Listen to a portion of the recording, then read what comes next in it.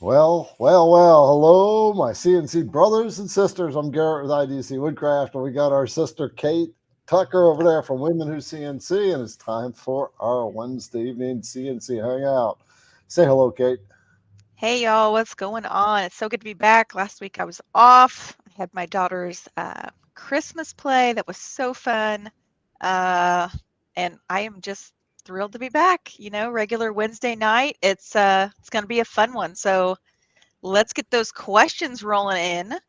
So for those of you who are new to the show, welcome. We love having you on board. So be sure to drop in the comments and let us know if you guys are new so I can get Garrett to do the happy dance for you, and we'll give you a special shout out. On Heck another yeah. note, please make sure you get your questions in by 9 p.m. because after the 9 o'clock mark, we stop cutting. We cut off all of the questions. There's just so many that come in. We want to make sure that um, we get as many answered as we can, but 9 o'clock is our cutoff mark. So be sure to get those fingers typing and get your questions entered in now. So Julianne, Garrett's coordinator in the background, she is going to be watching very carefully for all of your questions to make sure we don't have any missed.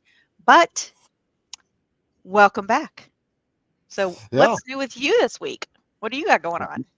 Well, we just released the muscle chuck, which Yeah. is a new adapter for your CNC router, and we sold out of them already.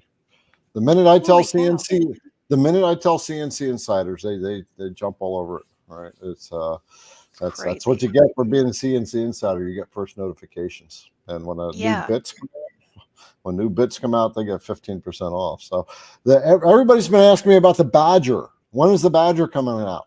Well, the team and I, we discussed it, and we have our release date now. All right. And that is, yep, Julian's in the background going, ooh, yep. Yep. So January 1st is the Oh, release date. CNC insiders, make sure you pay attention because your 15% discount will be waiting for you. If you're not all on a right. CNC insider, that's the email list that I have because I got lots of discounts. All Um, right. So that why I, don't that you tell the people that aren't in the CNC Insiders how do they get into that? Oh, well, in this video, there's in the description, there are links, right? So when you go to the description and YouTube, you go down below, there are links to that description. And one of the first ones is, I believe, look at my cheat sheet here, is somewhere on there. Is it not on there? Yeah, it's the very first one. Join the CNC Insiders. Okay. Facebook, it's up above. Yeah, get on there because CNC insiders get privy to information that I don't make public, discounts and whatnot. So anyway, yeah, make sure you sign up if you want that access to the discount. New bits, I always give 15% discounts on. When I have That's a heck of a deal. yeah, what's that? I said that's a heck of a deal for It is, 15% it off. is. And I can't always do it when I'm doing this, I'm distributing for other companies like the Muscle Chalk, right? We have agreements. So Sure. anyway, so yeah, that's what's new with me. The team has been working diligently. I'm working on 3 videos. Yeah, and well, at least I'm trying to work on 3 videos. Anyway, I know. There's Joe, such a our brother, process.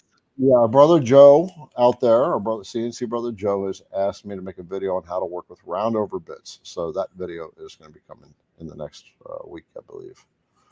And Okay. I'm going to show everybody.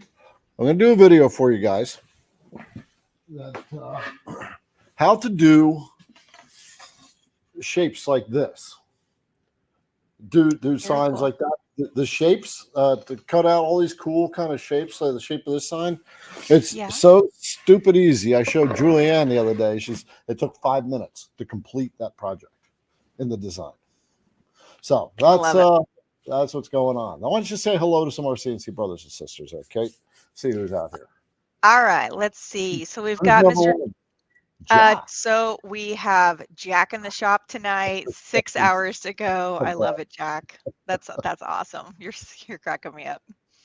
All right, so it looks like we've got Oz was up next. So it looks like he must have just beat him. So hey, Oz, it's good to have You you guys both back. hit the enter button about the same time, and Jack was just happened to be a microsecond earlier.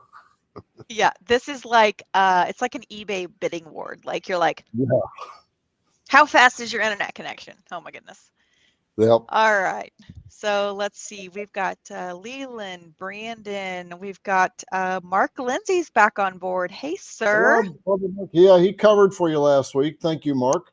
He did. Thank you so Love. much. Yeah, love having Mark on. And by the way, speaking of that, we are working on Ray Kinman, and Mark was talking. I was talking to Mark a little bit about him after the show last night.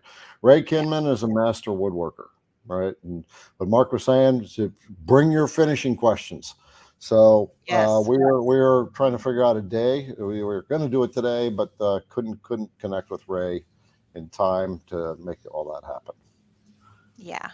I think that's going to be outstanding because he's That not is gonna be necessarily in the CNC world, but wood is such, an expansive subject. There can be so many cool things, and just to have his skills is just to pick awesome. his brain is just incredible. So I really look forward to having him on board. Yeah, Kate and I are always looking for people to bring on board, and we're working harder and harder to get special guests. My goal and Kate's goal is to have a special guest on every week. I think it'd be really cool. It'd be a lot of fun to have, just to bring all the knowledge from the community. There is such an abundance right now. I feel like the more time you spend on social media, I can just get enthralled with all of the people that are so gifted and so talented, and they do just really cool things. I think it would be a lot of fun to have either Jeff and Jess from Two Moose Designs, or either one of them. But Jeff does some really incredible inlays. Like, I mean, some of the most intricate inlays I think I've ever seen. And he's just, I mean, he's so cool. He's just a cool dude to talk to. He's got a Onefinity. Of course, I'm team Onefinity. So, I love checking out his stuff. He's got some pretty cool things. All right. Okay. Yes, we got. All right. Let's see. I think I'm not sure. I wasn't here last week, so I see April all year. I'm not sure if that individual is new or not. So April all year, if you are new, let us know. So we've got our good friend Brian back, RW Spikes, Ben Franklin. We've got Bobby back, Raven back. Hi, Oh, hey, Raven. yeah, Julie and Tom are back on here. Frank, love them. And we have a very generous donor already so far. We have Mr. Dennis. Thank you for the $20 donation. That is very, very generous of you. Yeah, I don't think I've seen Dennis before. Maybe I don't think so either. kind of ringing a bell, but maybe like last week or something. But yeah, Dennis, thank you. Okay. So these are the little things that people can do. They can donate to support what Kate and I are doing. If you're on the IDC Woodcraft YouTube channel, just below the video is like a little money icon. That's where you can say thank you for doing what you do. I mean, we're all just hanging out. We're all just hanging out, but thank you very much. Yeah. Thank you. All right. It looks like we have quite a few people on board. So I'm just going to say hello to everyone else. If you want to get a personal hello, you better just jump on board. Although Julianne in the background will star relevant things. And by the way, there's a 0 tolerance policy here. If there's any nasty comments, you get kicked out. Period. All right, let's get on with the questions, sister. We got some brewing here. I know. All right. The first one came from Leland at 3:56, like 3 hours ago. All right, let's see. We have Leland here. Now that I have followed you and have gone from a stagnant beginner to a functioning intermediate, any suggestions, instructions, how to sell online, including caveats, your style of teaching? Okay. Well, both of us can contribute to this. And just on that note, CNC business, that's one of the reasons many people get into CNC. And it is a something you can do well on if you learn business acumen. So, Kate, why don't you give your take on it, and then I'll expand from there. Well, selling online it's a very loaded topic, but from what I learned from Garrett in my, I believe it was 9 sessions of mentoring, is that having a niche is incredibly important, because I even was reminded so gently of this when I was shopping, Black Friday shopping and shopping for Christmas. If there is something called buyer confusion, what happens is the buyers wind up buying nothing. So having a niche and representing your product, what you represent, creating a clear identity for yourself, whether that's through your branding and your marketing, make sure that your fonts, your color schemes, your overall, what you put out into the public space that you're trying to sell, make sure it's very consistent, and make sure that your products are very clear. So if you have options, make sure that those options are very clear and very easy to understand for the client to be able to purchase that product. Because when I was out Black Friday shopping, like I said, I was reminded of this, is I was at Best Buy was the store, and they change prices. I feel like every other day, something online, something in store, and I was there and I was looking at all of these like little like JBL Beats speakers for my kids, and they all had like the prices and everything were just jumbled everywhere. And so I was like, you know what? I'm not purchasing anything because I don't have the time to sit here and figure out which tag goes with what. So I just wound up buying nothing. And that's the exact thing that will happen with your online store and products if you're not being very consistent across the board. So there are a lot of different platforms to sell. You can do Facebook, Facebook Marketplace, Facebook Store. There's TikTok Store, or TikTok Shop. Etsy, you can have your own website, things like that. But another thing I learned in my mentoring from Garrett as well was, don't try to post on every single platform. Try to be very consistent on, maybe 2 or 3 if you're like really wanting to gun after the social media and that's where you're going to do a lot of your marketing. Try to focus on 2 to 3 platforms at the very most. Me, when I first started, I think I was doing 8, which sounds completely obnoxious, and it is, and it was insane. I had Pinterest, I had TikTok, I had YouTube, Facebook, my Facebook business, I can't think, Instagram, Instagram business. I was trying to stream to all of these different platforms, and it was burning me out faster than I could even turn the wheel, because I was trying to work, create, market, and be an entrepreneur and wear all of those hats. And what wound up happening is I burn out and I just said, I don't want to do this anymore. I'm doing something wrong. I have to figure it out. And so it killed my business. And my buyers were so confused. They didn't know what they were seeing, where they were seeing it. I couldn't remember what I posted, when I posted. And it just created kind of a mess. So until I stopped that monotonous mess and really got focused and niched down on what I wanted to do, that's when I started seeing my sales and my followers and my engagement really start to take off. So that's kind of what I have to say about the subject. Garrett, what do you think? Yeah, very cool. So Kate first pinpointed something really important is when it comes to business, you have to be seen. One way or the other, you have to be seen. And one of the common misconceptions is, oh, I build a website, everybody's going to find me. And that's not the way it works.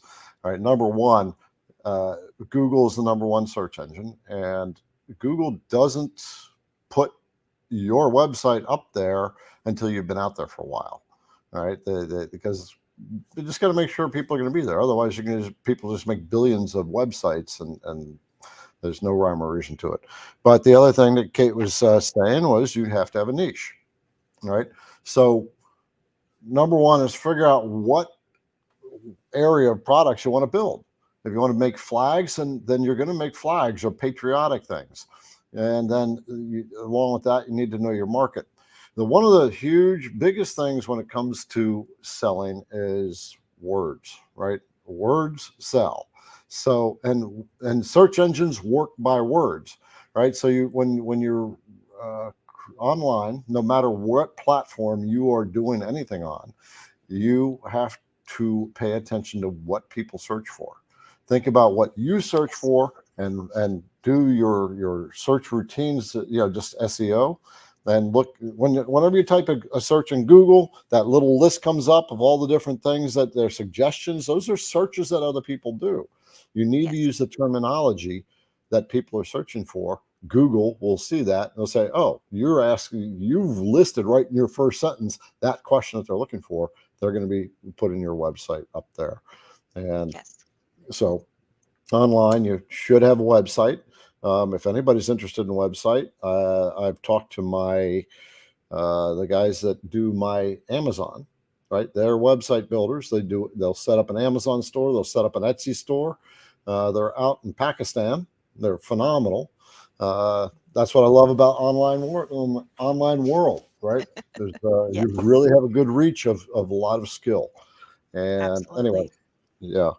And the other thing is consistency and persistence. Business isn't going to kick up overnight. However, I got to tell you, this happens all the time. Make something, put it on Facebook. Have your wife or your husband put it on Facebook. Have your kids put it on Facebook. Right? Look what my mom made. Look what I made. Keep putting on Facebook the stuff that you're making. People will start to come to ask you to make stuff. Now, I will say you have to be careful with that, because that's the exact rabbit hole that I got into, and that it took me a lot of mentoring and a lot of things to get out of that rabbit hole, because a lot of new CNC beginners, you have your Aunt Martha and your Uncle Bob and, your friend Kim down the road, and, hey, can you make me this welcome sign? Hey, can you make me this doggy tray? Hey, can you make me this? Can you make me that? Can you make me this? The list goes on and on and on. And so what happens is you really kind of lose your way, because you're getting into all of these custom products. And then what you're going to notice is people are not going to want to buy that product for the amount of time that you have put into it. And that's why having a niche is so really important, because starting off on the right foot and putting your foot out there, like Garrett gave the example, using the American flags. The American flags is a very specific niche. People can ask you, hey, could you do a, First Amendment flag? Could you do a police flag? Could you do a firefighter flag? Whatever it's going to be, you can expand your niche like that. Don't allow yourself to get caught in the black hole of can you? Because that's what I did when I first started out. And I said, I'll give myself 6 months to do the can you projects. And about a year and a few months into it, I was still doing those. And people say, oh, can you make me a little catch-all tray? The thing about CNC, what a lot of people don't understand is that, you have your design time. You have your toolpath generation. You may not have that particular bit, so you may be purchasing a bit. Yes, you're going to use that in other projects, but that's still an initial upfront cost. You may need a special type of wood to do the project that they want. People just see things and they're like, oh, I want to make that, or I want to have that made. They don't understand what goes into that on our side. And then when you say, oh, that's going to be $250, they're like, well, now I don't want it anymore. I thought it was going to be like $35. And you're like, the wood itself is $35. That's not including my time. So you always have to make sure that you're valuing your time as well, because otherwise, if you're not paying yourself even a little bit in the beginning, how are you going to sustain your business? You can't keep pulling from an empty well. You're just going to be going in that circle of insanity, and it's just not fun. Yeah. And on that note, what you said, you don't want to make every project under the sun. Niche yourself down, become efficient. That's what you want to do. So those are some tips. At the end of the day, online, you need to be seen. right? So a good quality website, and that website Google needs to see your website active. All right, it needs to see some kind of activity over time, and it needs to see it sustaining out there. Write a couple articles on your website or what have you. Yeah. But that's blog post. So yeah. helpful. Yeah, blog posts are easy to do, but just do them. Hey, Ellen has generously given us $20. Oh, Yeah. hey, She's sister. learned so many things. Ellen is in. She is an absolute regular here, like Jack in the Shop and Oz and a few others, and she is also a moderator for Kate. On the women who CNC Facebook group. If you are a woman and you have a CNC machine or want to get into it, go to Facebook and find Women Who CNC. It is women only. Yes. So, yeah. Thank you, Ellen. And so I want to make a point here about Ellen that she has quickly jumped on your radar, right? Because she got so into this and became not just this is how you get noticed and can generate business at the same time. Is she became helpful and was engaging with Kate and somehow gave Kate some value. Here she's given us a generous donation of $20 and has come high on Kate's radar, and now they're friends, and it's very cool. I mean, the same thing's kind of happened with me and you. It all started on a mentoring relationship. And now I'm coming up to Kate's this weekend to go pick up a go-kart from her. Yeah, I've got all kinds of toys in my shed. Anybody else need a little something before Christmas? I got a moped. Let's see what else we got. We got the go-kart, a little Honda Trail 70. I might get the moped. I got a for motorcycle. The business. Yeah, I might get the moped for the business. The girls can use that to take the shipments. Oh, there you go. See Julia back there. Yeah, bring it on. All right. I love it. I love it. Let's hit Raven. All right. So, hi, Raven. How are you? All right. So it says in 3D, what is a zero plane? Is it needed? Why use a zero plane? So would you like to take this, or would you like for me to? Yeah, you do it because I'm not that well versed in zero plane. Okay. All right. So Raven, a zero plane, when you're working with 3D modeling, whether it's in VCarve Pro or Aspire, a zero plane is basically telling the top of the material how to interact with the model. And that's the really short, dirty answer. Why is it needed? So why is it needed and why to use a zero plane? So let's take a for instance, by the way, I just want to put this out there really quickly. Mark Lindsay is on here, and he is an incredible teacher, and he actually has a small series over on his channel, Mark Lindsay, and he has a 3D, kind of like a mini series, and he explains every part of that, things that you may need to know 3D, and he has a wonderful video on the zero plane. So I just want to put that out there as a resource if you want to know a little bit more. So let's say, for instance, you have a dish, right? And you have a some type of model set within the dish, and you're carving it out. And let's say when it's coming up out of the material, the bit's coming out of the material, and it's coming up and off. Sometimes, I don't want to say it's like they're not like witness marks, but it looks rough. So what that zero plane does is it basically interacts with the top of the wood, and it tells the software how to interact with the model. So that way, when the bit comes up out of that dish and out, you have a nice clean surface. So that's kind of that's my understanding of it. If I'm wrong, I apologize. But that's what I've come to know to use the zero plane for. In every project I've done with a dish, or I've had really good success. So that's kind of it in a nutshell.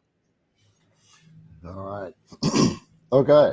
And Raven's got another question. Put them in early. This one came in at 7:14, 45 minutes before our show. Yeah. What good does a zero plane do for the project? All right, I think I just touched on that. how can you use the zero plane to benefit the vectors? Well, I'm not really sure that it like benefits the vectors itself, but the 3D model, the STL that's interacting with the model, the your wood itself, that's what it's for. So I don't know that there's like a specific answer to benefit the vectors. Mark, if you're hearing that, Yeah, maybe you might want to, give he's Raven a shout and let Raven know. yeah, Mark has shared that he's done at least 2 videos on in a live stream dedicated to zero plane. Yeah. So You're right there. There's your master. Just go. Yes, Mark, maybe I will do what you say. He's probably going, Mark, hey, what is the matter with you? Mark's cringing now. He's probably going, no. Yes, Mark has an incredible amount of knowledge over on his channel. Please go check out him. Give him a subscribe, give him a like, help build up his community. And he also has a subscription service through YouTube where, I mean, he does a live, and it's an incredible thing. So go check out Mark. All right, let's see here. So we have Mr. Jim. It says, after upgrading to the PWN CNC, I found the 1-inch surface bit cannot cut with the feeds and speeds from the app. What's the downside to running 16,000 plus RPM? Downside to running 16,000 plus RPMs with a surfacing bit is you are getting way too much velocity on the outer edges of the bit, and then that's going to overheat the bit really quick. Mm-hmm. Your radial velocity, I mean, you can bring it up to maybe 12K, but 16,000 on a surfacing bit it's too fast. It's simply too fast. Unless you amp up your feed rate to like 500 inches a minute. Yeah, that's a little speedy for a surfacing bit. Surfacing bits, I mean, you in industrial machines, you can crank it up like the Beast, right? You run that at 1,000 inches per minute, right? So yeah, but you're doing that on your Phantom. You wouldn't do that on your long mill. Yeah, over on Big Blue over there. Not on the long mill. The long mill can't quite can't get up to that speed. Yeah, but I do agree. Something to be said about the surfacing bit as well. Make sure that you are using a raster cut and not an offset, because with the surfacing bit, with the offset, it comes in and it goes back and forth 500 times, and it just use a raster cut.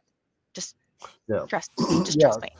Yeah, that's actually a really good point. With surfacing bits, when you're surfacing anything, a lot of times people will set it to offset. And offset, it starts in the middle, it works its way around in a square.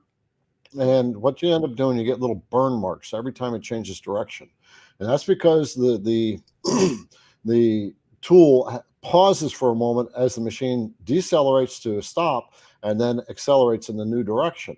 And that pause, those burn marks, is an indication of how fast things can heat up with the surfacing bit, because the outer edges are turning so fast. So you want to stay away from offset cuts, like Kate just said, when you're doing surfacing. That'll prevent burn marks.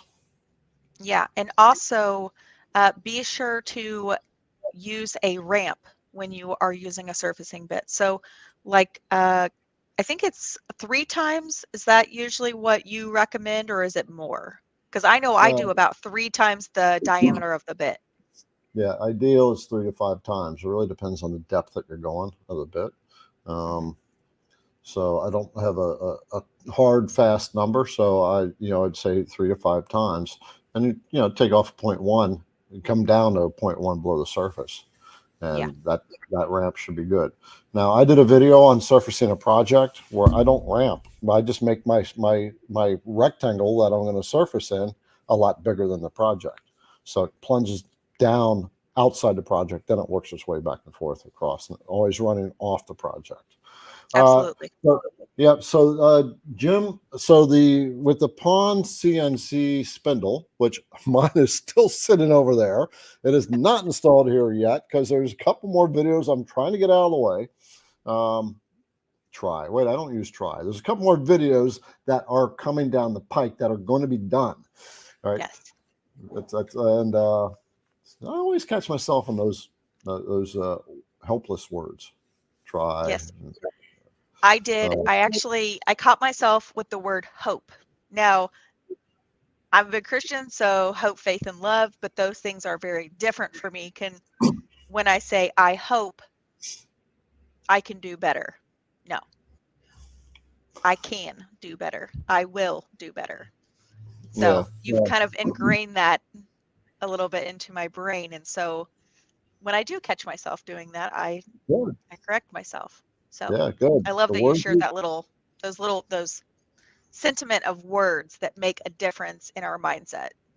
I'm always paying attention to that.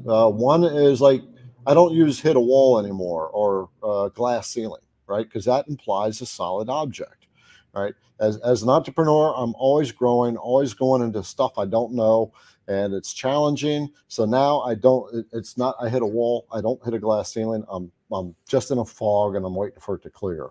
Or I'm going down a road and I can't see at the moment because it's dark out, but the sun's going to come up and I will be able to see that road again. So put on the Pawn CNC spindle. So I just want to say I'm glad you mentioned that, because when I get mine installed, I will check that out. So the Pawn CNC, Julianne, put the Pawn link in. PWN CNC. So PWN CNC has spindle kits for your benchtop CNC routers. So there's like for the long mill or the Onefinity or Millwright. They literally have come up with a system where you install it and you plug it right into your controller. You don't have to do any crazy wiring and whatnot. So Julianne is going to put a link for that in the comments. So you can go check it out. I also did a write-up on the website, idcwoodcraft.com, that talks about it. And I just finished an article today because I get the question all the time, what's the difference between the hog and the beast? So now we can defer people over to that article, which explains what hogging bits are, what they're used for, and why you want to use them. All right, let's move on. All right, let's see what we've got here. All right, so we've got Dennis. When designing in inches, can a metric tool be selected as is, or does the diameter, etc., have to be converted to inches? I will let you take this one. Okay. Yeah, you can use metric tools across. You can use metric tools on inches, and you can use inch tools on metric. Vectric is pulling from the data that's that's designated in the tool library. And I'm going to bet Mark answered this question, by the way. But yeah, Vectric's going to pull from what's in the tool library, and if it's metric, it's going to take into account that it's a 6 millimeter cutter or a 3 millimeter end mill, and it'll adjust accordingly. Very cool.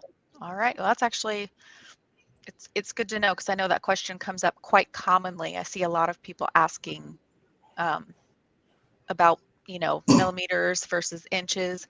I get a lot of my one-on-one students, they want to do 3D modeling, and they always ask me that, well, it's scaled or it's designed in millimeters, how do I convert it to inches?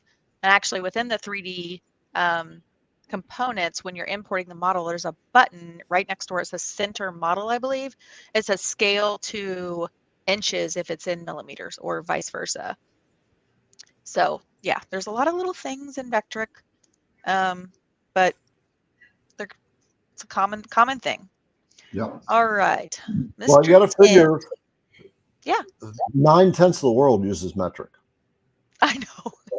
Metric. I love metrics.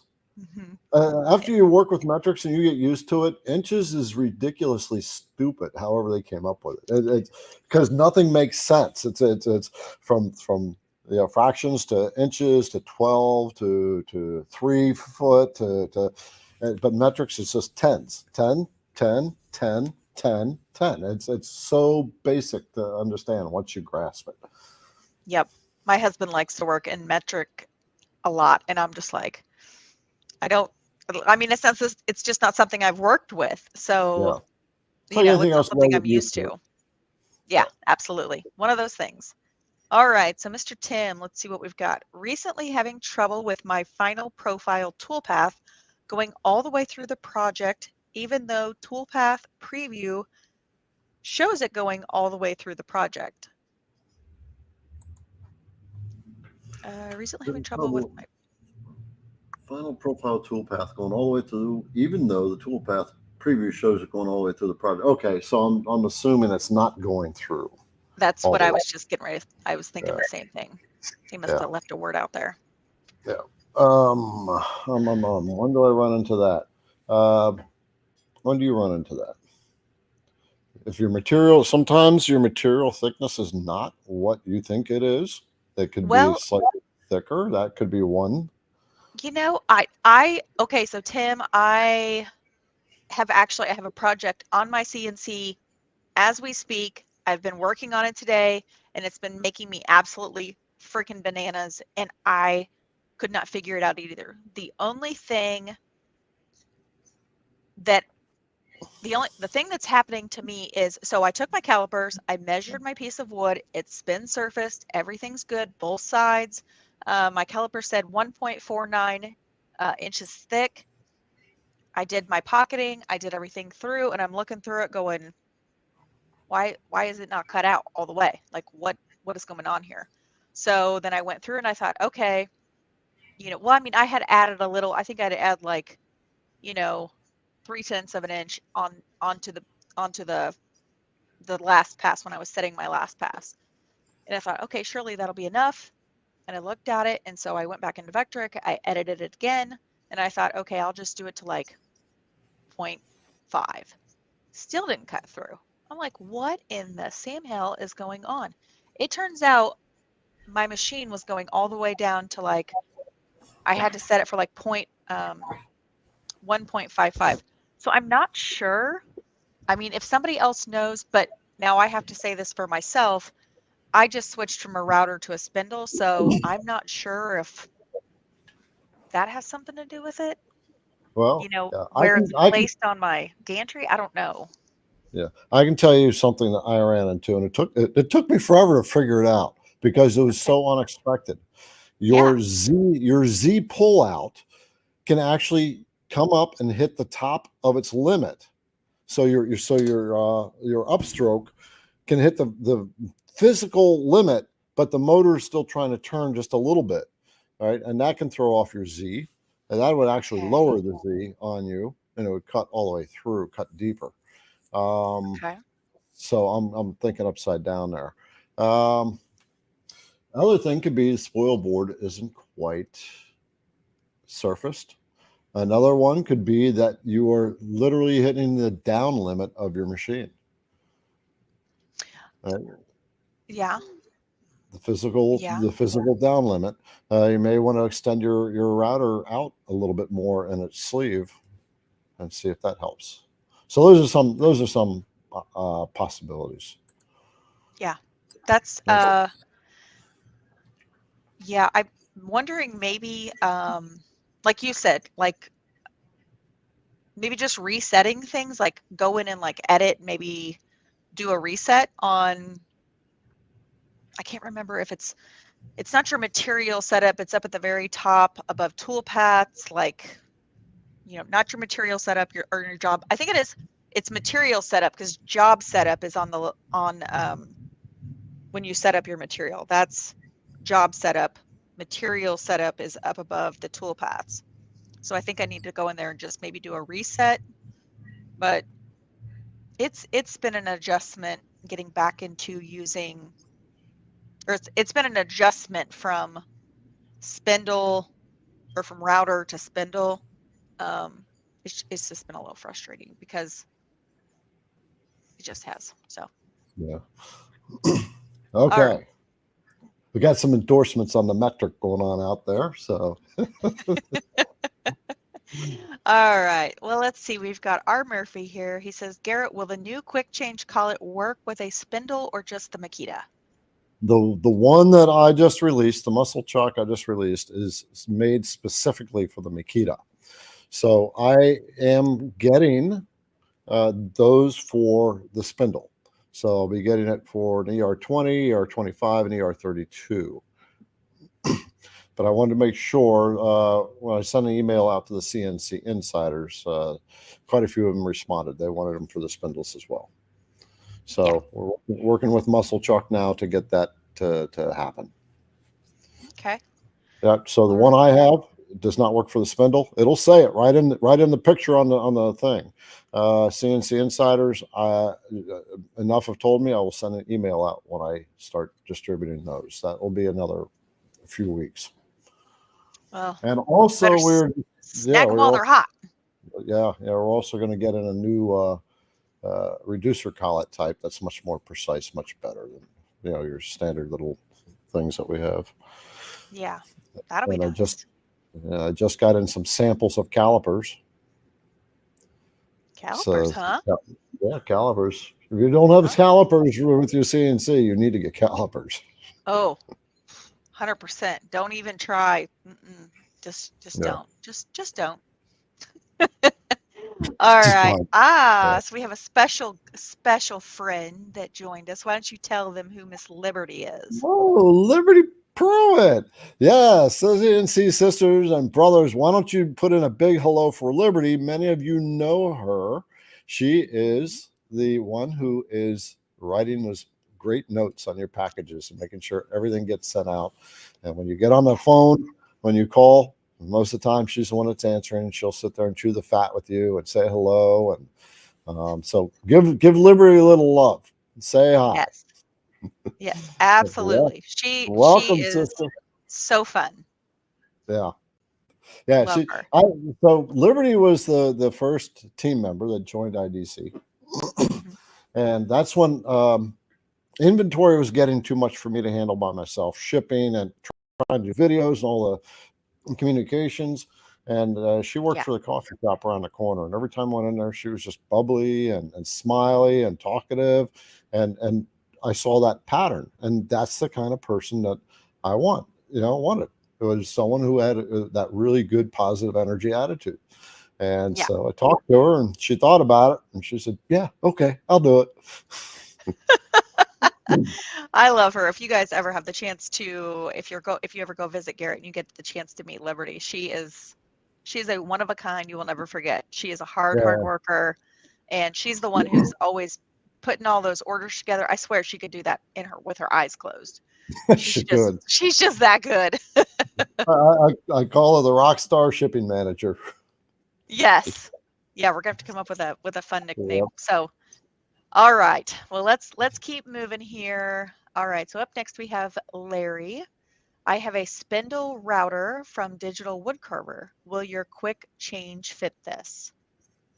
So yeah. We've already answered that one. The one I have right now is strictly for the Makita.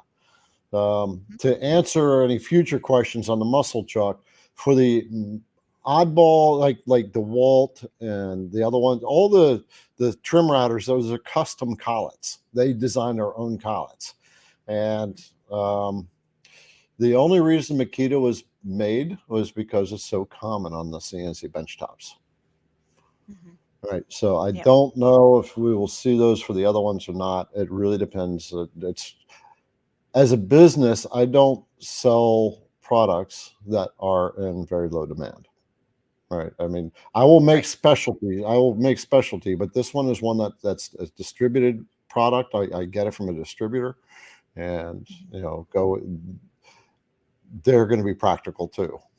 If it's not a high demand thing, they're not going to spend the engineering effort on it. Right. All right. Well, let's do it. Let's pop this one out for a second. Just a couple calls. Sure. Here. Yeah, just want to, Kate, why don't you talk about women who CNC? And All right. So we have I have a mouse in my pocket. I have a really fantastic group of women who CNC. and I have my little logo back over here. This is what it looks like. So Women Who CNC is it's just a collective of women who I created a space for other people much like myself who were struggling within the community. I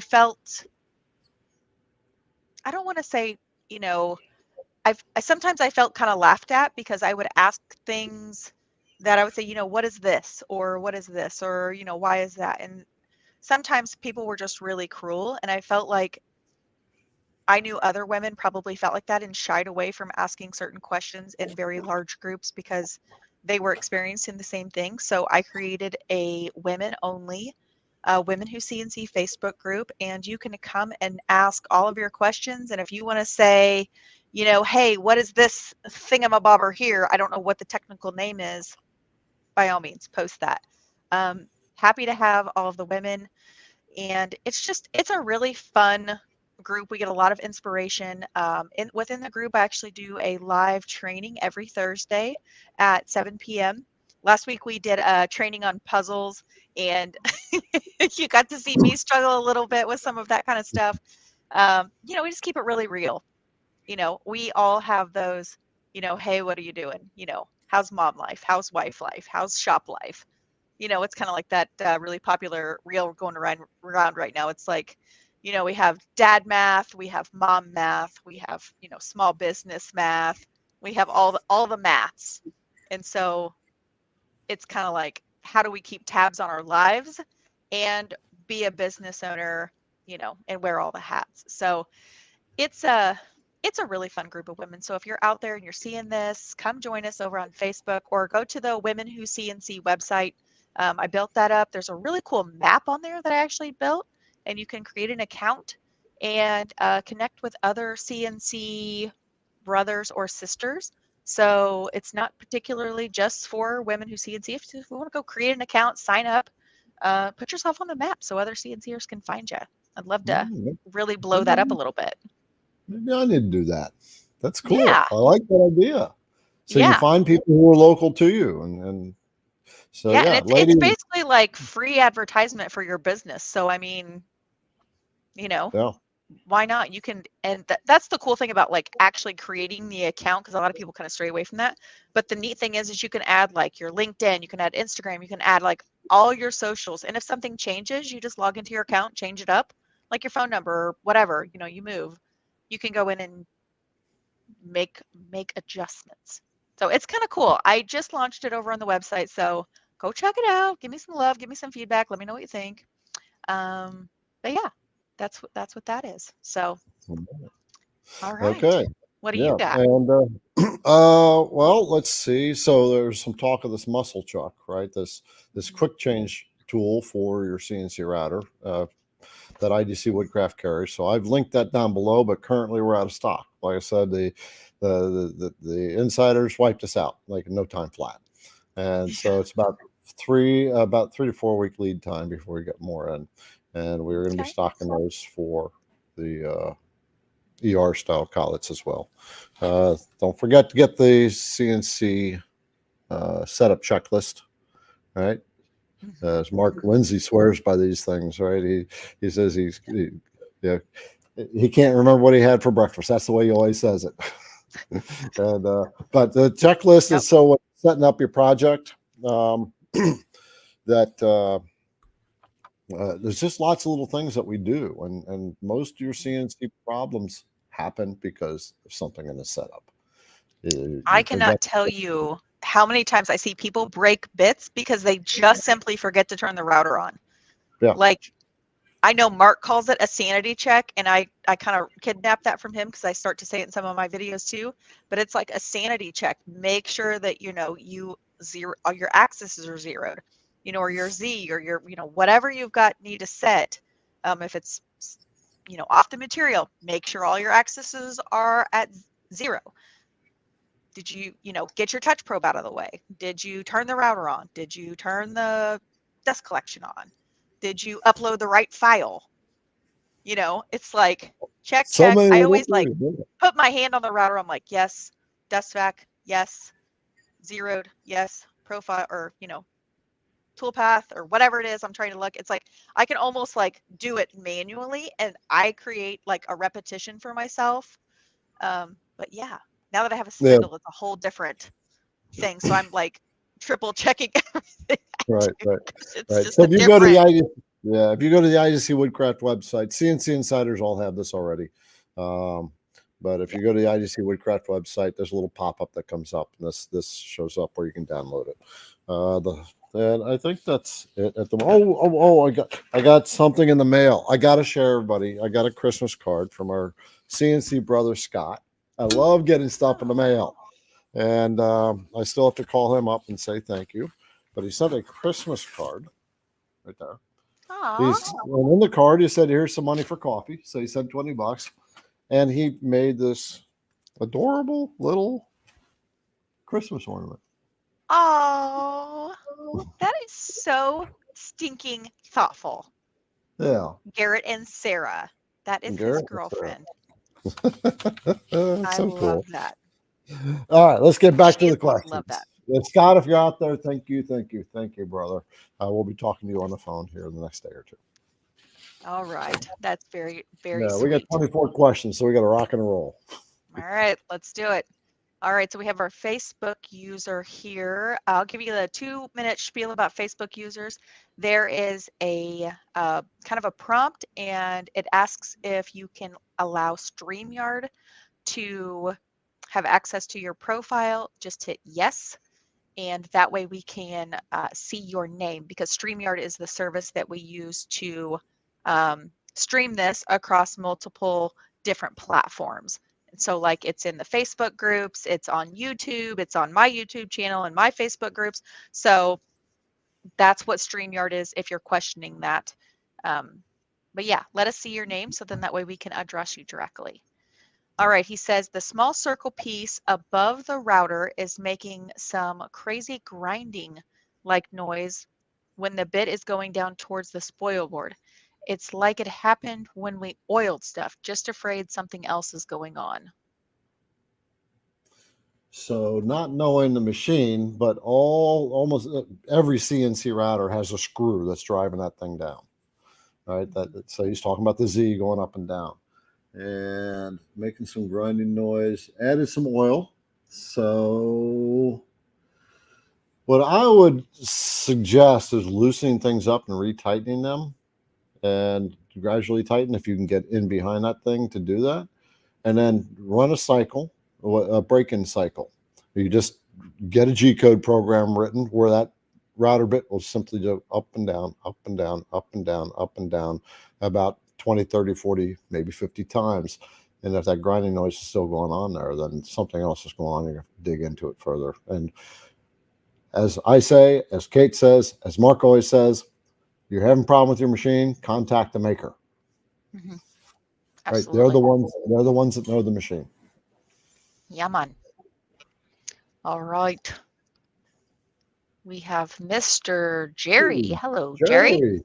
Yeah, he and I dialogue once in a while over. He messages me. I see him in the comment in the email, and cool. Messages me on direct messaging.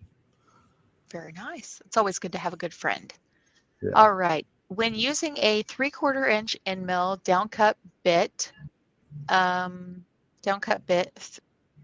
not sure, ton 3/4 inch pine, I get mostly sawdust, not chips. Does that mean the router is going too slow or too fast? Okay. I'm assuming he's meaning a 1/4 inch end mill. Yeah, 3/4 inch, pretty big end mill, which I'm going to be getting a few in as well.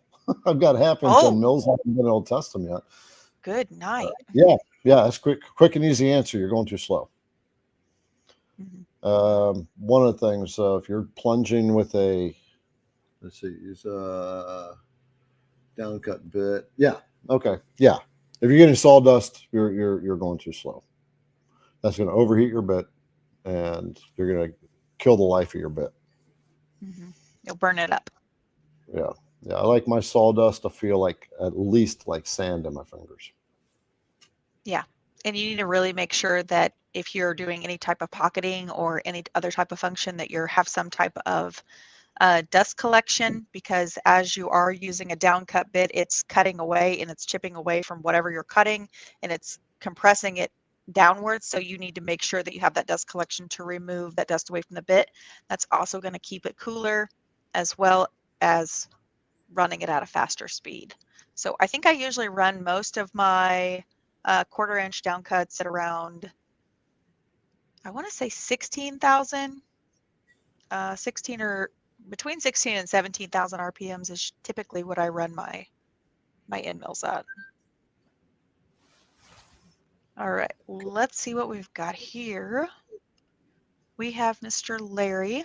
I have a digital wood carver with a cooled router. Will your quick change adapter fit my digital wood carver? Yeah.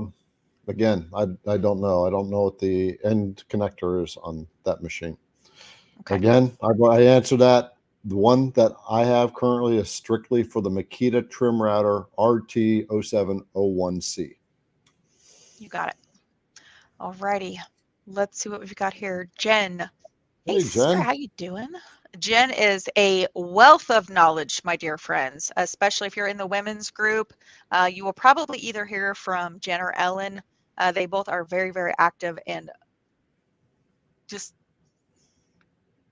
those are people. Knowledge. Yeah, those are the people you're like, what did I ever do without them? How would I ever manage this? Oh my gosh, I know. Incredible.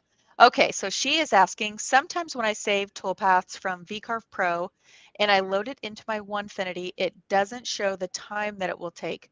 I don't do anything differently and it doesn't always happen. Why? You know, Jen, that is an excellent question. I need to actually reach out. I'll reach out to Stone over at Onefinity because it does it on mine too. I don't know why. I actually had a toolpath I ran on this 3D carve that I'm doing. It showed me like 2 hours in Vectric, but it comes up with like invalid data. I don't know why that does it, but I will make a note of that and look into that. All right. Yeah, there was a comment in there from Jim. He said +1 for Garrett for product placement. I don't know what he's talking about, but I have no clue. Who knows? He's talking about the mug, of course. Oh, product placement for your mug. Yes. Yeah, yes, yeah. Always. All right. So Jerry's asking, what's up with the epoxy table? Jerry, it's here. It's here. It's actually sitting right on the other side of my computer. I have to make a 2.5-hour trip down to Kentucky. So I have 2 people that can do some surfacing. It has really been more so of a time thing for me, just getting that done. I need to go do it. You know what? Okay, Kate's near the Indianapolis area. Any CNC brothers or sisters that have an 8-foot table, give her a shout. 8-foot machine, so she can surface it. Give her a shout. Yes, it has been. Yeah, it's a big piece. It's going to take quite a while to drive down there to get it loaded, to do the surfacing, to make the trip back. But life has been it's been a little crazy. And as most of you know, I own Rise and Shine Wood Signs. I have my own sign shop, so it's it's that time of the year for small business owners. We're all like, running around like chickens with our head cut off. So it's just that's what's going on with the table. Yep. All right, we got a little donation here. Oh, Eric. Thank you, Eric. Eric is generously giving us $20. Yes. It's people's way of saying thank you, and the way that he did that is just below. If you're on YouTube, on the IDC Woodcraft YouTube channel watching this, down below the video is a little money symbol, and that's where you. Yep.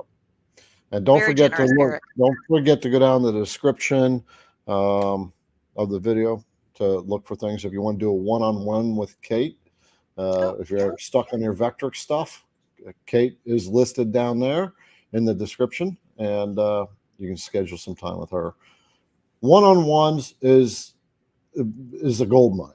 It's a gold mine for you as a creator Sometimes we go into these one-on-ones. I just need to fix this problem. You come out with 5 levels of knowledge. You have no idea until you do it. Yep. Totally Now, worth it. let me just put this into perspective for some of you maybe questioning whether you want to do that or not. So over on the IDC Craft website, there's under the Learning Center tab, there's one-on-one, and you can actually go in there. You can see all the reviews that I've had.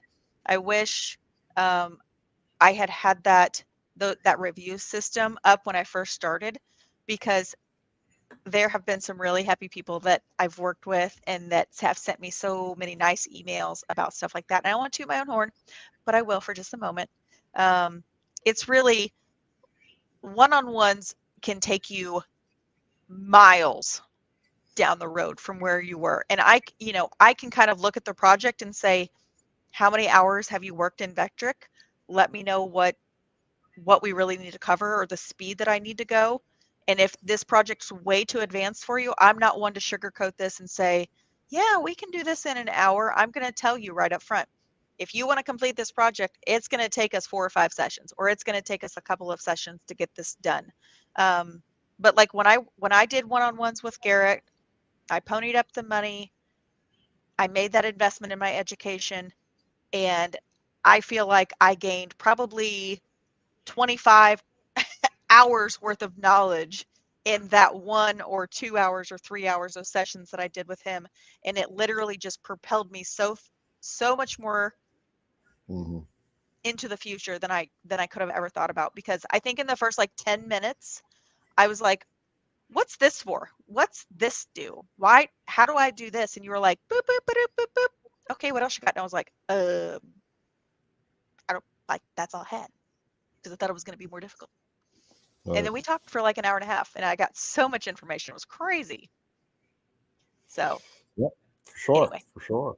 Yeah, here is what she was talking about right there on the IDC Woodcraft website. There's the Learning Center tab. You click that, you go to one-on-ones, and there is Kate right there. You can come down to this button and schedule now. If you doubt it, down there are the reviews that she was talking about. You can read them and see what it's done for other people. Yeah, it's a lot of fun. We usually have a lot of fun on the one-on-ones. So, yeah. It's investment in your skills and knowledge. If you're getting frustrated doing this stuff, just schedule a one-on-one. You will be grateful that you've done it. You will totally be grateful. Yeah, speaking of knowledge, Kyle was on here a couple of weeks ago, Kyle Eli, and he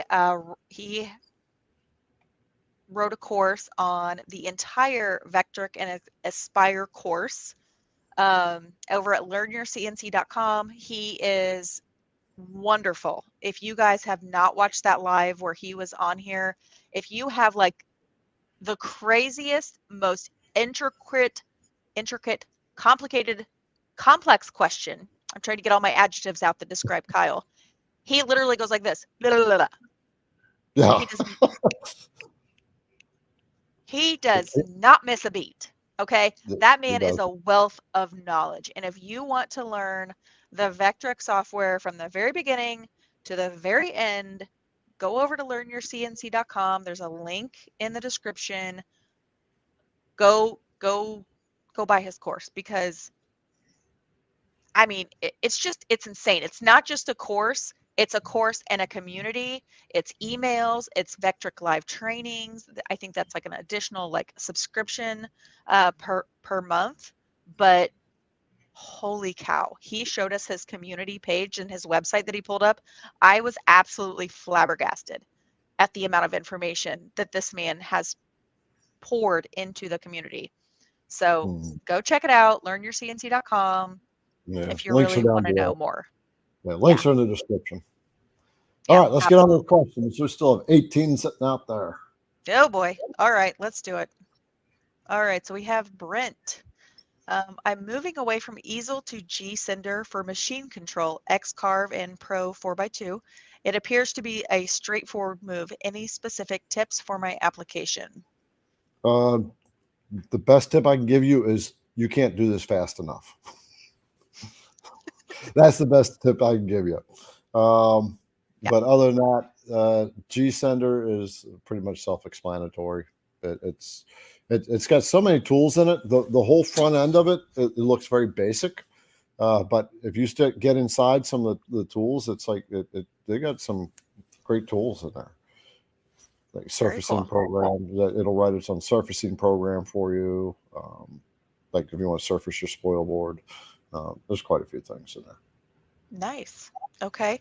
So we had one more question about the muscle chuck, and he is asking about the stock.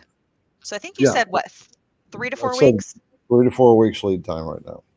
Okay. The supplier's waiting on material. Once the material comes in, then you'll start making them. It sucks because a lot of people want it, but do me a favor, send me an email. If you want the muscle chalk, if you want any style of muscle chalk, send me an email. My contact information is down below, garrett@idcwoodcraft.com. In that email, tell me what you have. If you have an ER20, if you have an ER25, or the brand of CNC. If you have like a DeWalt, it's probably not going to get made. But if you want it, send me an email. Say, I want this when it comes back in. And we're going to take your email. We're going to park it. And as soon as they come in, you're going to get notified. The other thing is get on the CNC Insiders list, because I tell the CNC Insiders, right? As soon as I got things coming in, I let them know. Yep.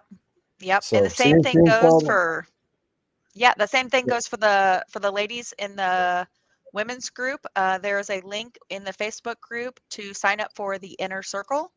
And sometimes I get little birdies, little birdies. Well, he's over here, little birdies that whisper in my ear and say, hey, I'm going to have So sign up for that insiders list, because that is going to maybe get you a little advanced knowledge so you can be ready to go. You know, being on those lists really pays off. Yeah, all right. I'm debating starting a little private community in the CNC Insiders as well. Oh. I haven't decided on that yet, but I'm debating on it, where we'll have some live stuff going on. Okay, let's read on. Hi, Garrett. All right, so we have John. Hi, Garrett. Saw a video on the muscle chuck. How does that change how you clean between cuts? I typically blow out the collet and nut. Yeah, I'll show you. It's so stupid easy. Sorry, John, I took your comment away. John, I had the exact same question. I did, because that's one of the big things. Take the collet out, take the nut off, clean it out so that we don't have that bit slippage. I had the same question. Let's hear what you got. A Q-tip. Q-tip. Okay, so do you take the whole thing apart after every time? Nope, or what do you do? Just put the Q-tip up in the little hole, just like you're cleaning out your ear. There's very little gap for anything to get in there. But the other thing you can do is get a can of air. Okay. It's just a can of air that they use to clean the keyboards, and every once in a while just blow it up in there. Very nice. Breathe it in like I did. I know. I did the same thing today. I was cleaning all my stuff. I was just like, yeah. So you don't have to take anything apart off the muscle chuck. Just get in there with your Q-tip or can of air. If you have compressed air there, just blow it. Yeah. Another fun thing that not fun to breathe in is what is that stuff called with the CA glue? Your accelerator. I was in a hurry. I was trying to, one of my tool things, came apart, and I was just put some glue on it. I was like, what the hell just happened? Oh, sorry. All right. Fun things we get to do in our shops every day. I swear, if we had cameras on our walls, we'd all be in big trouble. Yeah. All right. Rage to overcome. Doing maple inlays into walnut coasters, 3.5-inch rounds, using 0.25-inch end mill for flattening. Experiencing small chip outs, especially at the final edge. What can I do to minimize this chip out? The way I'm reading this, his inlays are straight cut inlays. That's what I'm reading too. Yeah. So I've got a video. Mark Lindsay's got a video about how to do inlays using a V-bit, which is much better. because when you're using V-bits to make, if you're making thin letters in a pocket cut or doing inlays, that V-bit is leaving material that's leaving a lot of strength in it. So if you got thin angles that are coming together like that and they're straight up and down, you're going to get chips going out. If you're getting chip out, right, then maybe like tear out is where it's pulling up the grain at the top. Then that could be because you're using an upcut where you'd want to be using the down cut. Yeah, that's a But I would go watch one of either the one I did or the one Mark did, just how to do an inlay on a CNC router. Do a search for that. You'll find both mine and Mark's videos. It'll come right up to the top, both of them. All right. So I just want to bring up a side note. I had a comment on my YouTube channel I did a really cool black epoxy flag. And I know a lot of people make flags. I know it's a big thing. So I just want to share this fun little tip. I can't remember the individual's name, but I saw it. And he said when you're because when you're using epoxy, I pocket it out around every single star. And on the first version that I did 2 videos on it. One I messed up, and the second one I got it really good. And he said when you're pocketing out around stars is to do a profile cut around the star with like an 1/8 inch. So then that way you're really being, a lot more careful around the stars, and then go back in and pocket out everything else. So then that way, it kind of cleans out around the outside of it first. And then that way you're not, diving in and the bits coming in and chipping out and all that kind of stuff. And I thought, well, that's freaking genius. Why did I not think of that? I love this community. I am not going to sugarcoat that. I absolutely love this community because we are all here for one another and share those kind of tips that literally can change the game of how you see something or do something. So I just want to give a big shout out to that person if they're here. Thank you. Thank you for that tip. Thank you for sharing your information to everyone. It's really important that we do that. Yeah. All right. Okay. I'm going to pop one out real quick. Gerard, he said, Kyle's course, he's taken his master course on the Vectric software. And he says, it's great, right? You're going to learn stuff that even I don't know. I mean, after Kyle was talking, it's like, wait a minute, what? It made me feel this small. It literally made me feel this small, the amount of stuff that he knows that he was going to teach you on that course. Yeah. Oh man. It's just, literally, I'm stuttering. I have no words for how incredible this course is. It's just, it's amazing. The thing is, you're investing in your machine, you're spending thousands of dollars there on your equipment, and then you buy the Vectric software, and then you try to figure it out. All right. Invest in your knowledge. Everything starts here. It all starts here. Invest in your knowledge, how to use that stuff. We've linked his stuff down below because Kyle's he's like one of the guys that we talk to all the time. So you betcha. And if you missed was it 2 weeks ago? Yeah, because Mark was on last week and then Kyle was on the week before that. Go back either on Garrett's channel or on my channel and look for the one with Kyle Eli. Just go watch it because I mean, literally, when he says something that is like completely just crazy, he's like, boop, boop, boop, boop, boop, and he knows the answer. Julian, do you have administrator access to my channel, my YouTube channel, from where you're at? You do? Okay. Do me a favor and grab a Mark. Well, Mark said that video, that inlay video, is it's on Vectric's YouTube channel. So you can find that and link that down and just update the description. Even while we're doing this, you can still update it. Okay.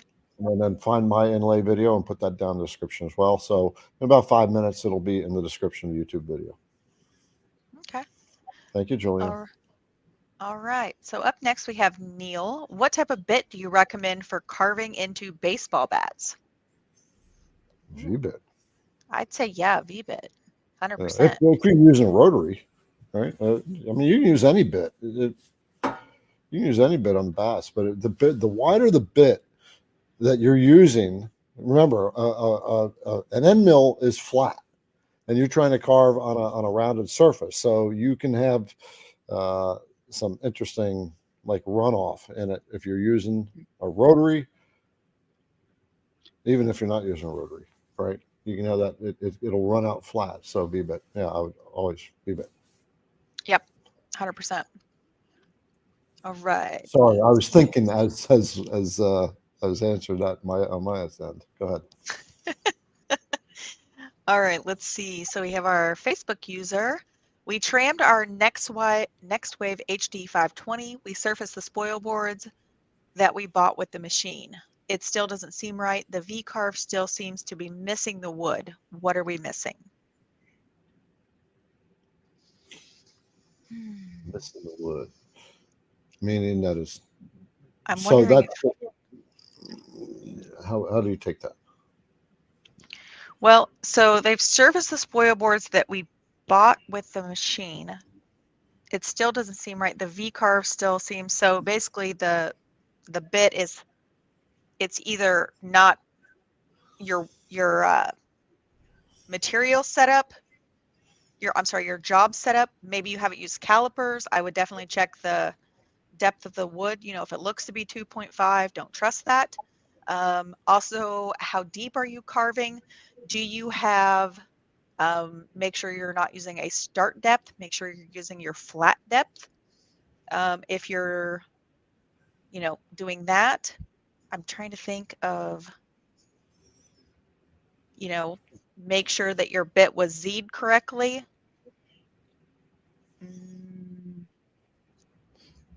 I'm trying to think.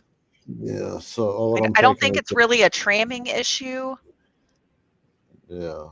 So they've surfaced spoil board, this trammer machine. And hey, Julian, by the way, Mark told you, he put in a comment where that video is at. Okay. Yeah. It looks like maybe the whatever project they're doing is still not getting it. Mm-hmm. Yeah, that's why I'm thinking it's either. Still seems to be missing wood. I don't know if they're using Vectric or not. Sometimes, I know it's going to sound like a total Hail Mary at this point, but there's a possibility that maybe there's just like a little bit of a glitch and you can, save your project, close it out, open it back up and come back in, because if you've recalculated and recalculated and recalculated, which I'm assuming you've probably done, if it's trying to carve and you haven't done and you've hit that button way too many times, sometimes it gets caught in like it just kind of gets frozen. So save your program, close it out, try to reopen it. If anybody else has some suggestions, drop that in the comments and let us know. So Facebook user, most of our viewers are over on the YouTube side, over on the IDC Woodcraft channel. So go check out the live comments there if you want to see kind of what everybody is saying. So there might be some suggestions there. There are a couple comments coming through for them. So. Okay, very good. By the way, we've stopped taking questions at 9 o'clock. So there's a couple in there that are after 9. Those we won't get to unless we can. We still have 13 to go. All right, let's see who we've got next. James Freeman. If you are designing a product as a future sales item, how do you charge for the design and engineering time? Well, let's just say this. If it's going to be a future item that you're going to be replicating over and over, you really, this is my personal philosophy, I don't incorporate that into every piece that I sell. So I have a lot of signs. I've already done the designs. It's basically just, getting the sign done and putting it out there. So I charge for the materials, and that's just how I operate. But now if I'm doing custom work and it's a one of a kind, something that cannot be replicated for, other people, then yes, I incorporate that into my charge time. You just need to figure out exactly what your price is going to be for your design time, for, if you've got to go start from like scratch, per se, and then you've got to, work up every little detail of every little thing that can add up. So you absolutely have to charge for your time, and that's something that you need to put on the you need to be upfront with them about it right up front. Say, this is going to take me X amount of hours for designing this, so that is going to be X amount of dollars added on to the price of, the materials and XYZ. So you let me know, what you guys are doing. But I mean, Garrett, what do you think? So on this question, if you're designing a project as a future sales item, how do you charge for design and engineering time? Yeah. So piggybacking on Kate's thing, number one is if you're going custom, you got to charge but you got to charge for your time. You just have to charge for your time and materials. If you are doing this and you plan on generally cookie cutter, then the design time is just part of your cost. So wrap that in and make that up over time, and then you find out your material cost, your general time on the machine, and figure in based on an hourly rate of $100 an hour or so. $200 an hour is what I'd go for. $500 an hour. If you get a good cookie cutter and you got a good product that people are buying, by all means, bring that number up. And on that note of charging, don't undercut yourself. All right, don't feel. The number one thing I hear from people is, oh, there's a lot of competition out there. Right? You've got to, number one is get out of the mindset of competition. Just don't even think about competition. I talk to other CNC router bit companies all the time. All right, the guys that own them. All right, we're buddies. We try to help each other grow. It's like, why are you trying to help another CNC router bit company grow? Because the universe always brings good back to you, right? But don't undercharge. Don't feel like you're in competition, right? You want to bring your prices up. You want the prices perception. So you want to bring your prices up, and if your product looks good enough, and it is good enough, just bring your prices up and you'll attract a different crowd. And not only will you attract a different crowd, you'll attract a crowd that is more willing to pay the money, and they are less of a hassle. The more people are willing to pay, the less they complain. Yes, 100%. Every day of the week. Mm-hmm. Every stinking day of the week. Listen to what we are saying. Because I hear that is like the number one thing I hear people say all the time is, I don't, my area won't pay that much for that product. Okay, so don't sell in your area. Branch out, build a website, market yourself, get yourself on a social media platform, make yourself seen. It goes all this stuff is like full circle. I mean, look at Garrett. He lives in Madison, Indiana. If y'all don't know what Madison, Indiana looks like, it's like, reminds me of Mayberry from good way of putting it. Oh my gosh. Yes, the Andy Griffith Show. Thank you. I love that show. But literally, that is Madison, Indiana. Okay. It is old historic buildings. It's beautiful. It's hilly. Most people go down there for the river. They are not going there to buy router bits. Okay. They are not.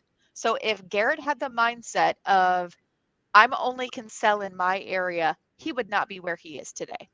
He would not be doing what he's doing if he had that mindset of, I can't charge, $42 for a router bit because the people in Madison, Indiana will only pay me $12 a router bit. No. Right. Don't limit yourself. Branch out.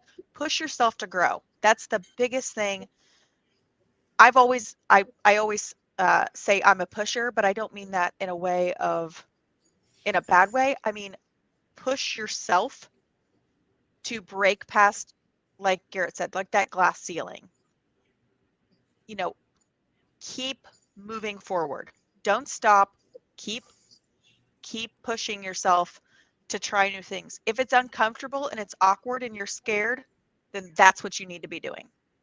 That's absolutely what you do. If you say you're not computer savvy, then get yourself on the internet, brother or sister.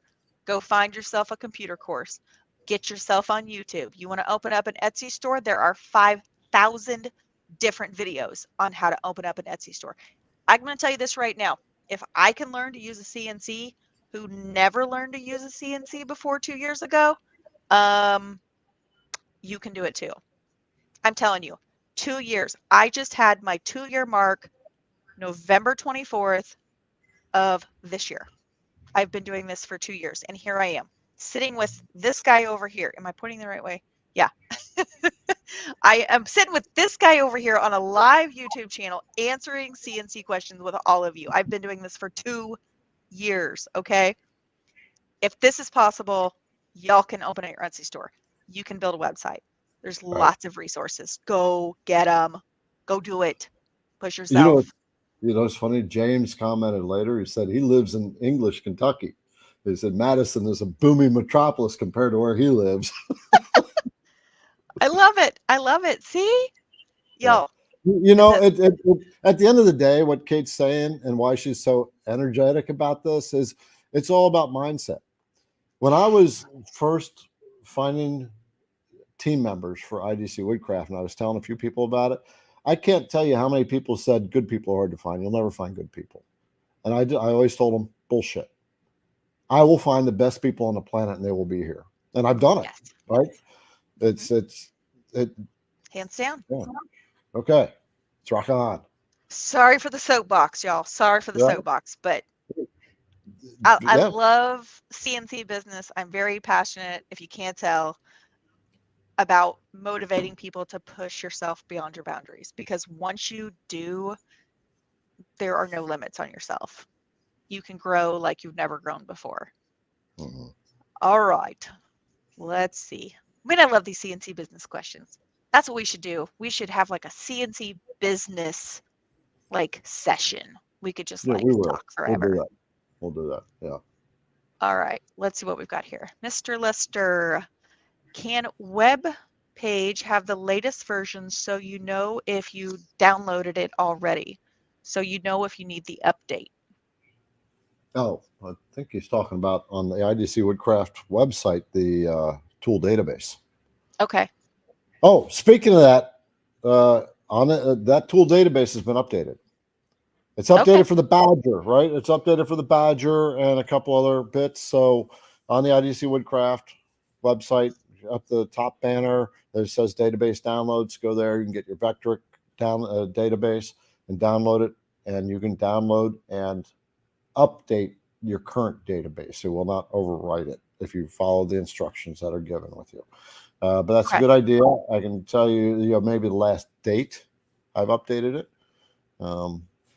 But other than that, that's a very good point. So we'll do that. We'll put a last updated date. Okay. All right. Ooh, I am sorry. I am not going to try and pronounce your name, but welcome. I am terrible with slaughtering names, so I'm not even going to attempt. Pumindu. Or Pumindu. It'd be one of the two. Pumindu. That's what I would think. But... Pumindu. All right. I am a beginner for CNC. My project is to cut laboratory table top by using phenolic resin sheets. What will be the best type, bit type and bit material? Also feed bit RPM. Okay, phenolic. So phenolic is it's an insulator, and phenolic is you can do it with end mills. Phenolic is going to wear your tools down. It's abrasive, and if you want a clean cut, you can do it with end mills. We used to do this all the time. When I was in machining, I used to make a lot of phenolic parts. Okay. So upcuts are going to give you tear out. But the thing is, you don't want to use down cuts on them.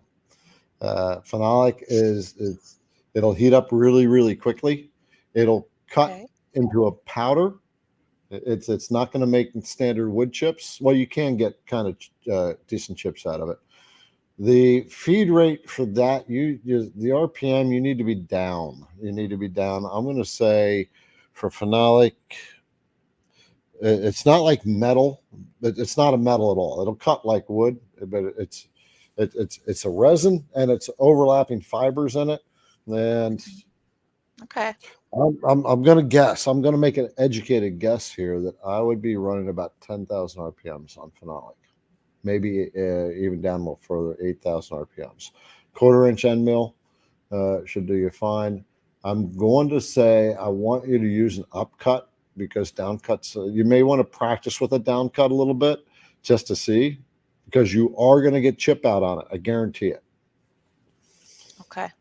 Yeah. This sounds very interesting to me. I've never even heard of that. So can I ask a dumb question here? So you're saying no dumb questions, as Mark always says. That's very true. So it's got like a resin top and then in the middle. So like phenolic what is this used for? Phenolic is used as an insulator. Okay. It's an insulating material. And so it's often used in electrical components where you need to separate current. We made cables all the time in a company, and we had these phenolic pieces. So here's your plus terminal and your minus terminal, and you've got a really high voltage running. Way transformers have step up to 14,000 volts pushing through these things, right? And sounds serious. So you've got big terminals on each end, and you have just a sheet of phenolic. It's that phenolic is an insulator. It's fibers that are laid, back and forth over each other, and it's filled with a resin. And so it's rigid. It's a rigid material. You can. It's a strong material, but you can break it if it's thin enough. You can take it and pound it on the corner, and you're just going to chip away and fray away at the corner. It's not like a fire. Go ahead. No, I was just going to say, I just had a thought for you on something to do with your bits. What if you were to do like a spectra coating on your bits that would make them, a little more heat resistant? So if you had spectra coated bits. So I don't even know what the hell spectra is, it's just a name for, I don't know, but I'm sure it's DLC coating, and I have thought about that. DLC adds cost. Okay. You're talking like $2. You're talking like $2 a bit. Oh wow. Yeah. So like the Amana bits, they have what they call their spectra coating, and it's supposed to, it has that like that iridescent coating on it. And I was like, ooh, those are pretty. When I was first starting out, I'll get one of those. I had no idea what it meant. And basically it means that it's just an added layer. So you have that heat resistance. So if the bits start to get hot, that coating helps keep the heat off of it, so you're not burning up your bits. Yeah, the coating it's bonded electrically, like atomically bonded to the material using electrical charge. And the coating is kind of like a lubricant in a way. It shields it from heat, but it's only a few atoms thick. It's not very thick on the thing. But it shields a bit from heat. It does. Coatings don't absorb the heat. They're slicker. They're smoother, and it's kind of a harder layer on them. I don't normally do coatings. Number one, because it really increases the cost, and number two, unless you're doing production, it's not going to make that much of a difference to you. I do have some bits that I am going to be put on the site that are, like production grade. They got coating on them, right? Yeah. For that. All right. Very cool. Well, great idea, though. Thank you for saying that. Yeah. No, I mean, these things come up, and like I said, it's takes a village sometimes. Yeah. All right. So we have a question up next from Charles. He says, when using a 2-inch surfacing bit, what should your RPM be? So again, surface. Yeah. You want to answer, or you want me to answer? No, go ahead. The bigger the surfacer, the faster you need to feed, and the slower you need to turn it. or but the faster you're feeding, the faster you need to turn it. Take that back. That's what you got to do. What should your RPM be? Go to the company you bought it from, and ask them for the data. Mm-hmm. Yep. Send them an email. Yep. Amana is great for that as well, because sometimes you'll purchase a bit and then they don't have the data on the website for that particular tool. If you send them an email, they will send you the specs back on that bit. So don't be afraid to reach out to the manufacturer. There you go. Mark has answered that. He said he runs his 2-inch surfacer at 16K. So yep. 2-inch, you're going to have inserts on those, the replaceable inserts. I think there's a couple out there that don't have them, but going that big, you're going to want the inserts. I'm working on that next year, getting insert tools. When you get those, then you can really ramp it up, because the inserts can handle a lot. Yeah, they can. I've got a big 3/4 inch 60 degree, and that sucker can move. Yeah. All right, let's see here. We have Steven up next. What's a ramp when surfacing? Yeah. I'll let you answer this. You brought it up. You talked about it. Okay, I'll tell you. Yeah. So a ramp is when the bit is feeding. You have a plunge, right? So the plunge in your design work, when it's translated to the router, is the router bits coming down into the material. That's the plunge. And then it starts into its normal feed. A ramp is not coming straight down. It's going down at an angle. And that's considered a ramp. And so that, and that can be designed right in the Vectric software as you're creating the toolpath for it. Yep, I use a ramp on just about everything, I feel like, because I don't like to just drop the bit in. I usually always try to do a ramp, but here's the deal with the ramp. Okay, when your plunge, right, your plunge feed rate is usually quite a bit lower than your feed rate going sideways, especially in surfacing bits. On the IDC Woodcraft database, the plunge rate is 7 inches per minute, because I want you to be able to have the time to hit that stop button if you're over your project and driving down into the project. But if you're going into a ramp, you need to change that plunge. The ramp is considered a plunge feed, and you don't want that be coming into the material at 7 inches per minute. It's just going to burn its way through. You need to change that ramp speed to the regular feed rate when you're doing a ramp. Yeah, man. So if you're at 120 inches per minute on your feed rate, you need to set your ramp at 120 inches per minute. You betcha. It's the ramp. I really, like he just said, like the golden ticket there. Go back, write it down. Feed, ramp. Yeah, right. Yeah. Same. Yeah. Ramp feed equals plunge feed. Something like that. I don't know. Well, that's not quite the way to say it. Yeah. All of our new beginners are going, what? Yeah. Scratch that. Back up. Yeah. Hold on. Just put your hands over your ears and pretend like you didn't hear that. And remember, you have to walk before you can run. So just one thing at a time. All right. Hello, Richard. He is one of our regulars. He says, where do I go to find out how to V-carve a 48-inch long sign when my machine bed is only a 24-inch long? So you are going to want to use the tiling toolpath is what you will want to do. And basically, you'll have to break it up into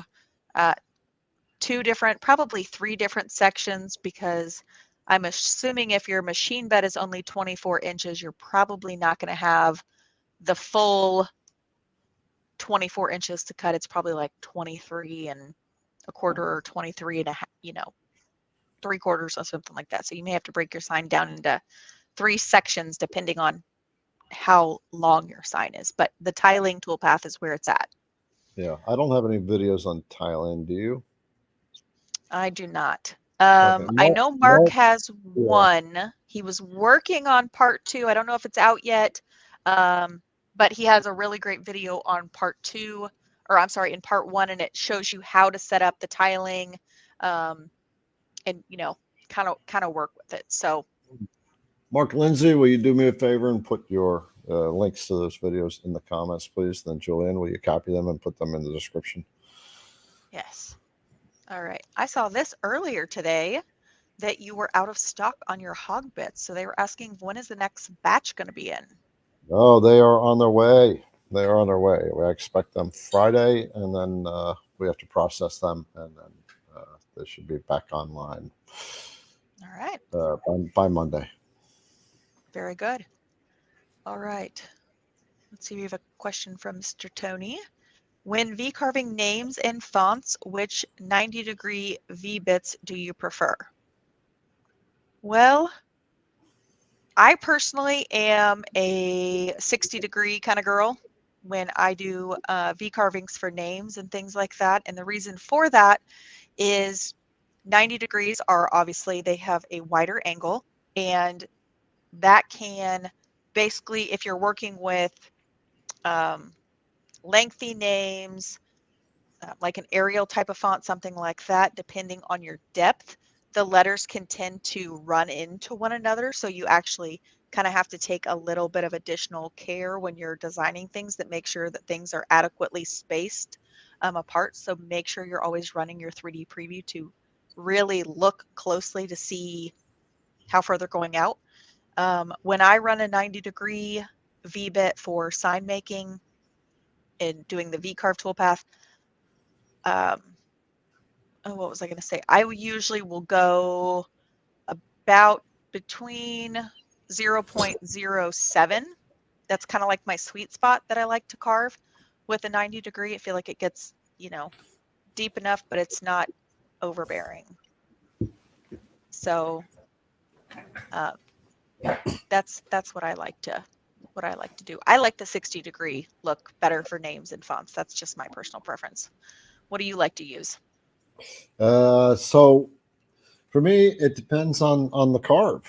It depends on the nature of the carve. If it, like, I got this this is the one I'm going to be doing a video on soon. How to create these different shapes. That's done with a 90, and this one is done with a if I remember right, this one's done with the 3/4 inch 90. Okay. 3/4 inch diameter 90, because you got wider letter cuts here. But like Kate said, you start running to thin areas there, the 90 sometimes can miss that, or doesn't cut it well enough because it's just so shallow. So, but the thicker the letters, the bigger you go. At IDC, we got the ultra clean cutting 90-degree V-bit. That's the 1/4 inch one. You're going to get a much better finish on that because it's a bladed V-bit. Yes, absolutely. I'm trying to think. I normally go with my 1/4 inch like 8 out of 10 times. Like the ultra clean 60 and the 90-degree V-bits, those are kind of my go-to. If I know I need a deeper and wider carve, that's when I dig out my 3/4 inch, even for the 60 and 90, especially when I'm using Oramask, which is that blue stencil film that you see a lot of people putting on their signs. That is, I like to use my 1/4 inch shanks. I get a much better carve when I'm using those. Yeah, but I do have a 1/2 inch 90 that I've got the all solid carbide. Woo. Yeah. That's a beast. What's its name going to be like? I don't know yet. I haven't tested it yet. So. Yeah, that'd be cool. All right. Sorry, I've got a few things in here. Okay. When RB, hello. When V-carving words, how do you change the depth of cut? I'm really new. I just got my beds from IDC last week. Well, congratulations. Let's just say, I think that earns a happy dance. That earns a happy dance. All right. Thank goodness I can do a happy dance. Yes. We need to make sure I get a happy dance in there at some point. Yes, right. absolutely. One for the night for sure. All right, so when you are changing the depth of cut, basically you're just looking to change your flat depth, not the start depth, the flat depth. And that's where you're going to type in the difference or your, different depths. Like I said, when you're V carving, I will go anywhere from 0.05 all the way up to uh, 0.09 is kind of like my sweet spot. That's what I like to carve at. I think anything deeper, like with Garrett's sign that he's showing you guys right there, um, you know, you have the bigger letters. So you have like the H and the M and things like that. Those are Yeah, really though that's a great sign to use a 90-degree V bit. If yeah, you're making a little a little sign, something like that, that's when you want to use your 60-degree V-bits. I mean, I just feel like they give a much cleaner um, look, especially if your font is really fine. So like, Garrett, hold your sign up.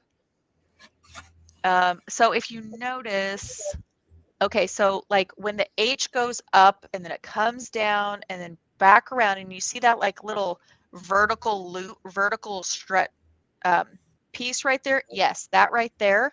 That's where those 90-degree V-bits can kind of struggle to get in those little sections. And that's where like what the maybe one of the gentlemen was saying or lady was saying earlier is that the V-bit wasn't carving into it as much. And that might be why. Maybe the vector is too small that you're trying to right, carve and the V-bit just can't get down in there. So, right. Yeah, it's just too much of an angle. To RB's question, right? So flat depth's probably a little advanced for him if he's this new. So, but I think to answer your question, RB, the way I understand this is okay. the software will find the edges of the letters itself in a V carve. Mm, Right? It okay. it it determines in letters. It knows the edges of the letters, and so the software will find the edges of the letters, and will always you select that in a V carve. It's gonna adjust itself to to the lines of the letter.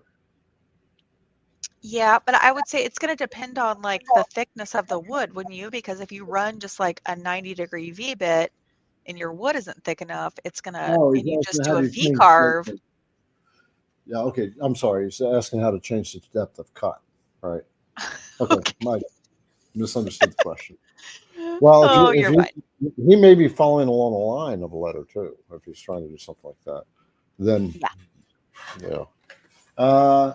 I'll tell you what, RB, in the description down below is a link to set up one-on-one with Kate. Okay, set up some time with her. We can't. This is one of those ones that's kind of hard to interpret, and she'll be able to explain it to you on a one-on-one, and she'll walk you through it so you have a much better understanding on that. Yeah. And I just want to put this out there for anybody who is interested in there. I record all of my sessions, and I email you the link after the session is over. Um, Many of our regulars know I live out way out in the boondocks and I have terrible internet.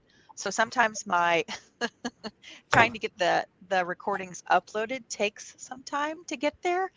But it usually comes in by the end of the day. So you'll have that recording and you can go back and watch it as many times as you want. So it's not like it's a one and done and then you learned all this Yeah. stuff and you're like, crap, what did she say? Like you always can go back and watch it. So check that out. All right, let's see. Question for you from Santos. What's the smallest bit the muscle chuck can take? Wow. Okay, Santos. Yeah. So the muscle chuck is a quarter. The one for the Makita is built for quarter and shank routers. There's an adapter. You can use the reducing adapter, the quarter-inch to 1/8 reducing adapter, and that will take it down to an 1/8 shank. So 1/8 shank is the smallest I can handle with an adapter. And Okay, stand by for a few days. I've got better adapters coming that are, yeah, but an adapter. 1/8 shank. there it That's the is. smallest I can handle. All right. Last but not least, we have Eric. What is the best cutter for cutting MDF out of MDF, compression or down cut?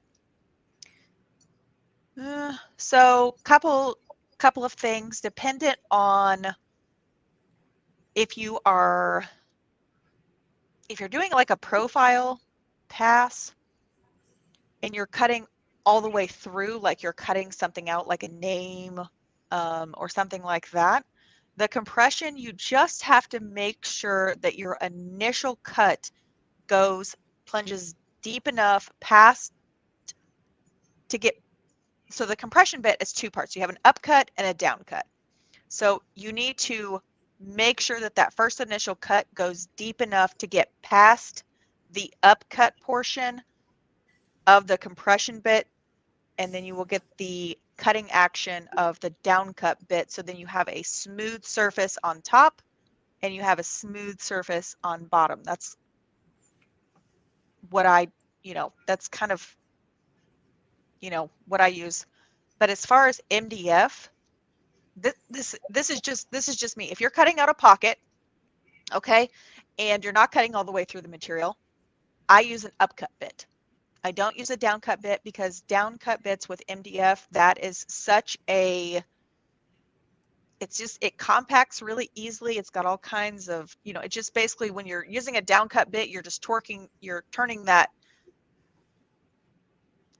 MDF, you're just basically twisting it down into the actual material, and it's just compacting, and you can heat up your bits.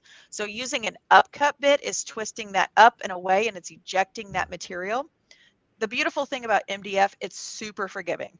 So you can run a little bit of sandpaper over the edges, smooth it off, and you're done. Much better choice to save and preserve your bits versus heating them up and run the risk of ruining them. So, I think, what is it on the compression end mill? Isn't it you need to dive, or you need to plunge at least 1/4 of an inch into the material to get past the upcut portion? Yeah, generally. With me, I prefer an MDF. Use a unidirectional bit, or that'd be an upcut or a downcut, and I prefer an upcut on MDF. MDF is one of those materials that it'll heat up quick, and it's nothing but dust, right? So, and dust. Most CNC router fires are because of MDF. And what people do, they'll drill with a down cutter, and so it's like an Indian doing the fire stick rubbing like in hyper speed, and you don't even know that fire started. Right? Yeah. So Kate's right. Upcut with the MDF. Mm-hmm. Yep, absolutely. But I will say, I do love a good compression bit, but they have their place. And I've seen a lot of people ask, why do I need a down cut and an upcut bit if I have a compression bit? And that's the exact reason. The compression bit, you have to go deep enough down into the material to get past that top portion of the compression bit, because it's an upcut and a down cut. And if you're only carving, let's say you're, need to cut out a 3/4 inch piece, if you're only, setting the pass to go in at, I don't know, 0.1, you're basically using an upcut bit. So it has its place. Yeah. It has its place. All right. Well, we have to check out. We are 25 minutes past our time. Yeah, way over. So, all right. Well, yeah. Just remember, the Badger is coming out on the 1st of the year, January 1st. CNC Insiders, you will get 15% discount on that for a couple of days when it gets released. If you're not on the CNC Insiders list, there's a link down below. I have discounts that are not made public. So if you want discounts, and my emails, I got lots of little tips, especially if you're brand new. You'll get a lot of beginners tips in emails. Yeah. And when people unsubscribe from it, they have no idea that they're unsubscribing from what they just don't know. I mean, we do all do knowledge. It's not just the wealth of knowledge, but it's the other discounts that are coming down the pike. The PWN spindle. I've got a discount on it. All right. I've negotiated a discount with Pawn, and that goes to CNC Insiders, not public. Hey, I had a question for you. So if someone is interested in a Phantom CNC, do you have a discount or anything special worked up with Phantom? Well, when you're getting now, because now you're getting into the professional level machines, there's no such thing as discounts, sir. Yeah, that's true. Right. Okay. Right. All right. Very cool.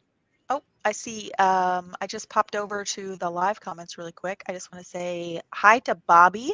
She is one of my ladies, so just want to say hey. All right. I love seeing all the good comments. Thank you for all the love. Yeah, the It has been donation. so fun. I love these Wednesday nights. I love this. I think Jack checked out though. I haven't seen him comment in a while. Jack in the shop. Yeah. You know, I just want to say thank you, Julianne, for keeping us on track here. She puts all those lovely questions because I don't know if you guys remember before when I think Garrett and I are coming up on like 10 months of doing this every Wednesday night. Can you all believe that? 10 months? I'm like still flabbergasted that we've done this every Wednesday. Now, I think we've only taken off like a handful of Wednesdays. So, you know, it's been a lot of fun. The show's really grown. So I'm excited. But I just want to say thank you to her because I used to have to scroll through all the live comments and try to find all the questions. And now we have her joining us every Wednesday with her lovely dedication. Julian, you want to come out and say hello? Okay, here she comes. Yeah, she says, hey. Hey. There she is. There's the lady is behind the scenes making sure everything's taken care of. This is Julianne. She's the administrative I hide in the background. Administrative coordinator for IDC Woodcraft, keeps me organized. So, I try. all right, CNC brothers and sisters. I'm Garrett with IDC Woodcraft. We got our sister Kate from Women Who CNC, and we will talk to you next week. All right. See ya. Have a good night.